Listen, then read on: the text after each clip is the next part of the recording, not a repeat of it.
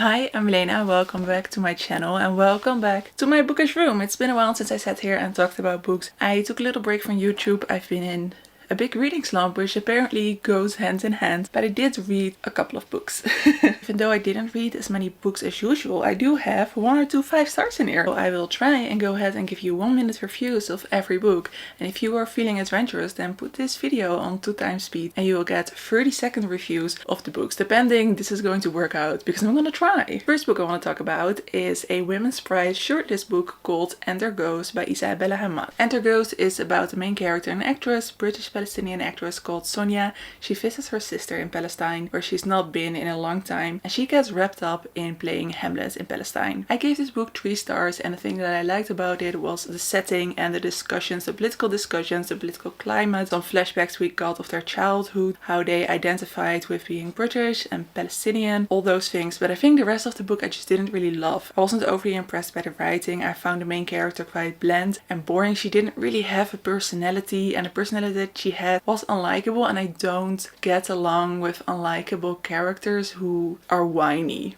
And I found her, our main character, a little bit whiny. I like theater, but I don't love theater in books, and I think I have the same with academics. I don't always like it when those elements are in books, even though I like experiencing them in real life. The whole Hamlet part of it, even though I found it quite clever how theater and novel writing was interwoven in this book, I just didn't really enjoy it, and I found it quite boring. If you do enjoy unlikable characters and theater and academics in a book, then I guess this book is for you. My next book was the first one that was on my TBR board, and that is Funny Story by Emily Henry, and I gave this 5 stars because I loved it. We follow Daphne, who is a librarian. She is a bit grumpy but very kind. Then we follow Miles, he's a bartender, and he's definitely the sunshine. They meet because they get broken up with and their exes get together, and they both need a place to live, so they move in together. We're set in a small town in Michigan that has a lot of, I think, cute social interactions that I really enjoyed. Like I expect from Emily Henry, the characters are well rounded, get a little bit of their past but not too much. The romance was just the perfect Emily Henry slow burn with all those moments that you want in a contemporary romance. What I really enjoy generally with Emily Henry is that she gives her romantic characters very much their individual lives, and they always have interesting jobs. I really liked the librarian part of it because she was hosting a readathon, so of course I could relate. And Miles is a bartender, but he has a lot of passion for locally sourced ingredients and produce that he sells at the bar, and I just really loved how their jobs and the interest they had for each other's jobs really connected them on a more emotional level, and it really worked for me when it got to the more physical parts of the relationship. I don't know if it's my favorite Emily Henry, but the Emily Henry that I thought was my favorite so far I reread, because rereading is my thing in a reading slump, and I reread Book Lovers by Emily Henry. This is quite a different story, although it's also set in a small town, but we follow Nora, who is a literary agent, and she described herself as the woman who gets left in a small town romance, which I find so funny. I really enjoyed that part of this book. And then we meet Charlie, who is an editor and who really is kind of described as a perfect man for her. That is kind of how I felt it. There's such a perfect match, but it's a bit of a hate to love, maybe a misunderstanding to love, and a little bit of friendship. It's very, I always want to say, a realistic romance for as far as romances go. It's again an Emily Henry slow burn in all the right ways. It's a play on the small town romance that I thought was really cleverly done. The other book I just discussed is also a bit of a play on some more cliches. These characters didn't necessarily have a fun backstory. It was really heartbreaking, and all the family bits in this book got to me at some points, especially with Nora and her sister. While rereading this, I don't think I loved it as much as I loved Funny Story, just because the characters I feel maybe didn't feel as sharp to me. I just didn't enjoy these characters as much as I did in Funny Story, so for me this will stay a 4 star, but it was wonderful to reread. I read one literary fiction from a long list of the Women's Prize, and that is The 8 Lives of a Century-Old Trickster. In this we follow our main character who we meet in a nursing home, and she tells the story of her life, or the supposed story of her life. I found this book quite confusing, but it has some wild stories. We're set at the North Korean border mostly. Most of the novel is set there in the 20th century. This Trickster has so many different roles throughout her life. She's a mother, she's a wife, she's a spy, she's a prostitute. The stories had quite a fresh perspective. It felt very new, it felt very Women Prize kind of book. And I don't usually say this, but this didn't really work for me as an audiobook because the structure was so confusing that I think it's nice to have it physically in front of you. We went back and forth between ages and between locations and also between perspectives of different characters. So even though it was all over the place, the bits that I was really able to focus on, I highly enjoyed. I ended up giving this 4 stars. Another TBR board book, yes, this was a TBR board book, is The League of Gentlewomen Witches by India Holton. I gave this 4.5 stars. This is a historical fantasy that is set in the Victorian era and it has witches and pirates. In this world, witches and pirates are rivals. So we meet the witch, our female main character. She's called Charlotte and she takes all her social cues from books she has read, mainly Jane Austen, some hints of Louisa May Alcott, and I really enjoyed that, especially of course because I've read those books, so I could constantly notice what she was referencing. The author has talked about this character being neurodiverse and I really enjoyed navigating her world. And then we have Alex, who is the pirate. He is just a typical rake with a heart of gold in the most gentle way. The plot of this book is not very important, but I guess it's necessary for them to get together. But there's this amulet that everyone wants. All the witches, all the pirates want it. And the pirates in this book have flying houses. So Charlotte decides that she needs a flying house to get the amulet, and she kidnaps Alex and his house. But they have a constant discussion about who is kidnapping whom.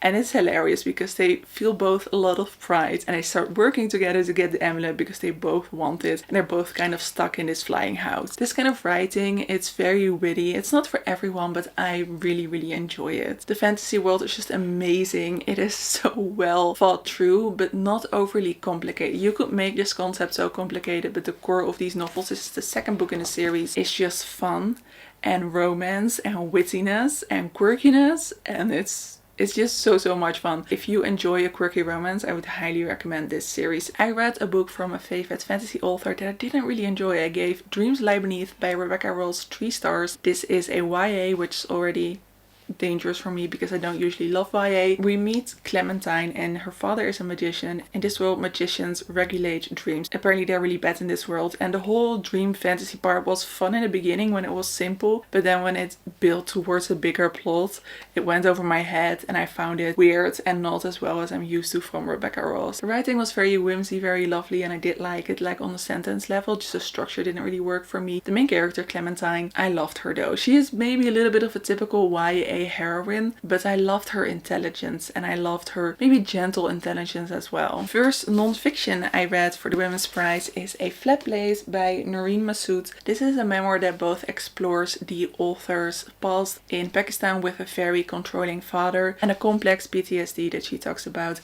having experienced because of that. And it's about flat places and how she kind of interweaves that with her trauma. One of my favorite things of this book was actually the structure of the book, how we constantly went from her childhood to her visiting different flat places. And while I really enjoyed that, I felt like when it became very deep in the childhood part, the author focused more on the flat places because I somehow felt like the author was uncomfortable telling too much to the reader. I see this more often in memoirs and it feels like such a shame to write a memoir about a topic that you don't want to fully share. I get that some things are just private, but it does take away from how much you could get on a certain topic, I think, in a memoir, and the flat places part became at some point a little bit boring, especially in the second half to me, because I wanted more the emotional instead of the nature. The writing is lyrical and beautiful and you can very much tell that it is a memoir written by an author, and which is not always the case, of course. So I gave this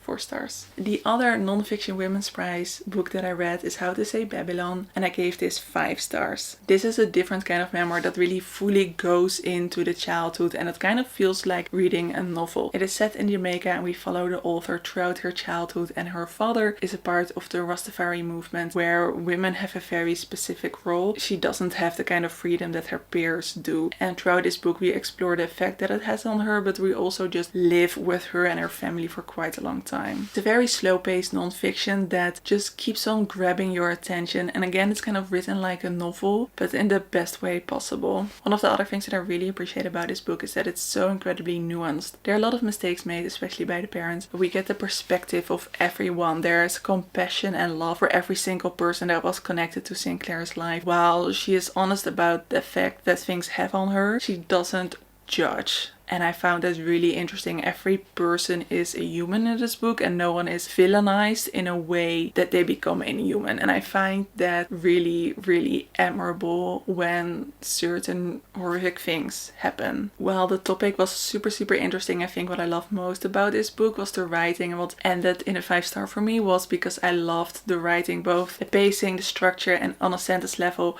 the writing is just a glowing 5-star, and I really want to read more by this author. For the Whimsical Readers Book Club, I reread To the Lighthouse by Virginia Woolf. I've talked about this book so much, but I'll give you a quick review. This book is set in the early 20th century. We follow the Ramsey family in their vacation home and all their guests that come to their vacation home. This is a stream of conscious novel that explores the lives and the inner thoughts of all the characters. It is beautiful, it is layered, it is just an experience to read. It's a 5-star for me every time, even though I don't have a lot of words for it when I want to give it a quick review, but it's a gorgeous modernist novel. We will just keep on going with the amazing 5 stars because I have another one, and that is The Secret Diaries of Charles Ignatius Sancho by Paterson Joseph. I listened to the audiobook, which is also narrated by the author, would highly recommend. This is set in 18th century London. We follow Charles Ignatius Sancho, who is a black man that was born on a slave ship. This is a historical figure who did actually write diaries, but the author fictionalized his story and turned it into a novel. The writing and narration were wonderful and incredibly engaging. It really focused on those right events because this man had such a full life, so many events that the author could have chosen to really focus on, but just so important in turning